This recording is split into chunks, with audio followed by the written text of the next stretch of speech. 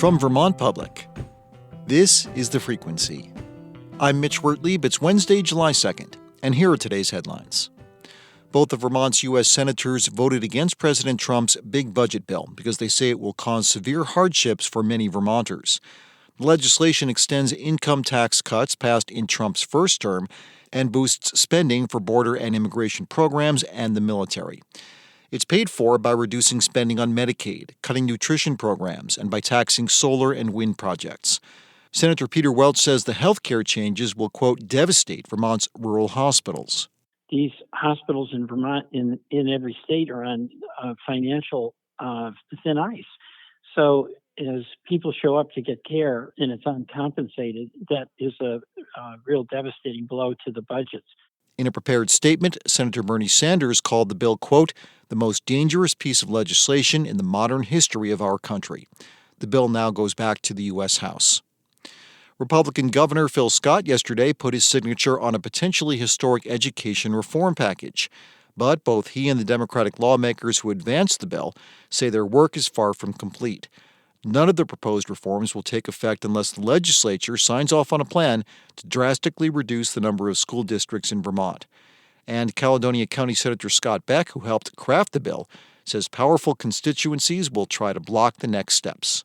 I kind of think of it as a ball of sorts. It's been inflated and it's moving in a direction, but I think there's so much work to do that I can't even see the finish line. The bill's detractors say it could disenfranchise local communities and lead to the closure of small schools. Supporters say it will lower the cost of education while improving opportunities and outcomes for students. This Independence Day weekend may break some records, but this time it won't be from the heat. AAA Northern New England predicts more than 3.6 million people will travel 50 miles or more by car. Tom Barron is with the nonprofit Travel Planning and Roadside Assistance affiliate, and he said to expect congested roads starting today. And again on Thursday, starting earlier in the day. A lot of people are going to be going home on Sunday, maybe all at once. So we are really recommending that early morning. If you can travel before 11 o'clock on Sunday, that will help you immensely. And for those looking to save money road tripping for the long holiday weekend, Barron said gas prices in Vermont are down from last year at around $3.14 per gallon. And a Brattleboro photographer won the Vermont Prize this week. Jonathan Gittleson snapped the series of digital photographs that earned him $5,000. Established in 2022 as a collaboration of 4 Vermont arts institutions, the Vermont Prize is given to visual artists working and living in the state. Previous winners include Will Castle-Condry of Brandon and Sarah Amos of Enosburg Falls. The Vermont Prize is currently seeking submissions for next year. Coming up, Dan Sedon received a full college scholarship and later worked to put himself through law school.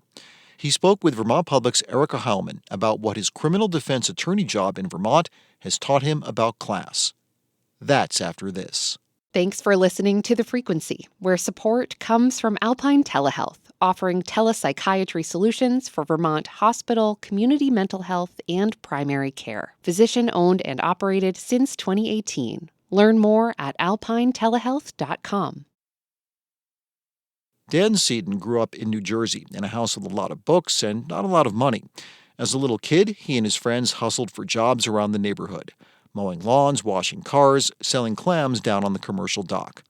Eventually, Dan got a full scholarship to college, then put himself through law school, and since 1993, Sedon has been working as a criminal defense attorney in Vermont.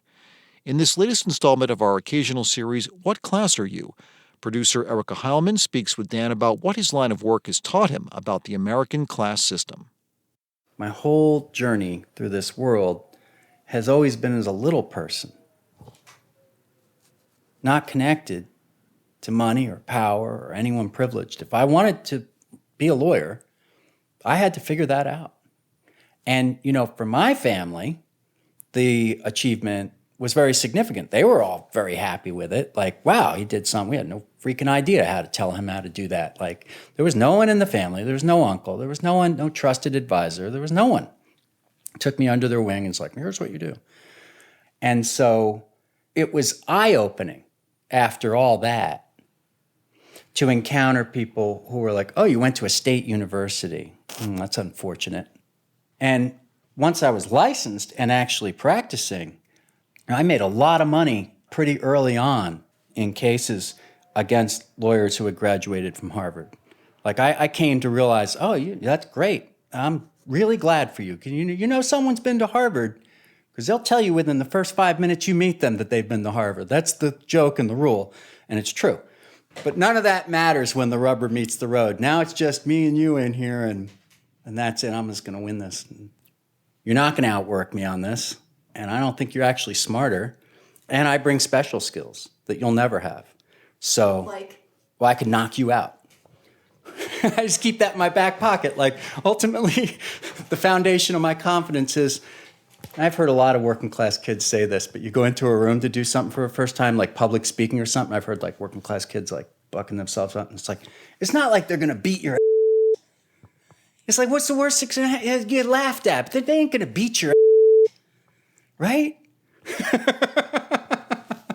But in your estimation of having earned success, did it take longer in your estimation because of where you came from? It sometimes takes longer to get that confidence. So much of class in America is confidence, you know? Confident just like at a certain ease in the world, just at a level of ease in the world. And so you had to earn that confidence and ease. That is an overcoming of a class divide. Yeah, that's it. Your job is to represent people who have been accused of crimes. Or in various circumstances presented with some difficulty. Problems. Some legal. People have problems, they come to you. Yeah. So what do you know about class because of the billions of cases you've done? Some things transcend class. For instance, if a person's child is in peril or there's a problem involving their child, a poor person has exactly the same emotional response to that as an extraordinarily powerful and politically connected and rich, wealthy person. A lot of things are. Primal fear, when people are in trouble and at risk of being incarcerated, losing their freedom, and all the terrors that come with that. People react pretty much the same to that, too. It's people's personal, individual response to a crisis is frequently the same, but their capability and what they bring to it to respond to it is vastly different. So someone from, the margins of society might find me because they're like, hey, you help my neighbor. And he said to call you. And then someone who's really connected might be, I spoke to the family lawyer who called his friend from law school, who spoke to his partner, and he said, you're the man to see with this problem. But that's it. But ultimately, it's the same, but it's just how they come to find you. And then they're like, it was harder because you don't have a website. And I was like, yes, it was harder. But here we are. Yeah, so. The captain of industry who comes to you because his son is in trouble, and then the single mother who comes because her son is in trouble, they are the same, ultimately. At that level. At that level. How are they profoundly different? A poor person is not at all confident as to what's going to happen tomorrow at all, or that they're going to survive this crisis. But privileged people, when there's a problem, they're going to solve that freaking problem. They're going to lay down a pile of money. They're going to hire whoever they have to hire and do whatever they have to do. They'll move mountains. They're going to solve this problem, right? If you can't do it, I'll fire you and I'll hire someone else. It's not personal, but I'm going to get this problem solved. That's confidence. That's class. You get what you pay for. Yes. And in America, there is not one justice system. There's the same rules, technically, but boy, your ability to access that system and make it work for you and achieve outcomes is vastly different with wealth and status and prestige and class and privilege. Not in every case. I mean, Harvey Weinstein sits in jail today, but on the average, we all know that the better off you are, the better off you are. What is it that you've needed? You care a lot about issues of class for personal reasons. What are you trying to get free of?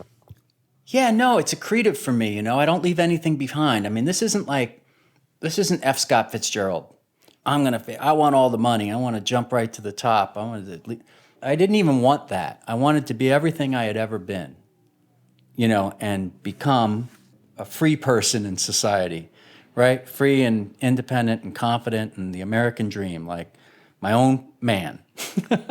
And so that required pulling everything along with me, but reconciling some of these things and not carrying resentment and not carrying like that as baggage, but carrying it as like strength. In other words, becoming bigger.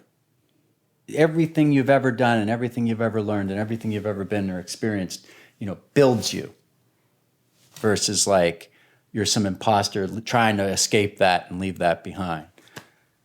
Although I wouldn't want to be poor again. I mean, who would? This is Erica Heilman with Vermont Public.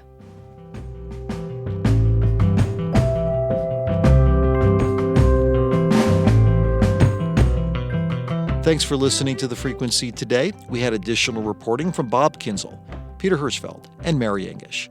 Today's episode was edited by Mark Davis, and our music is by Blue Dot Sessions. I'm Mitch Wertlieb. Talk to you tomorrow.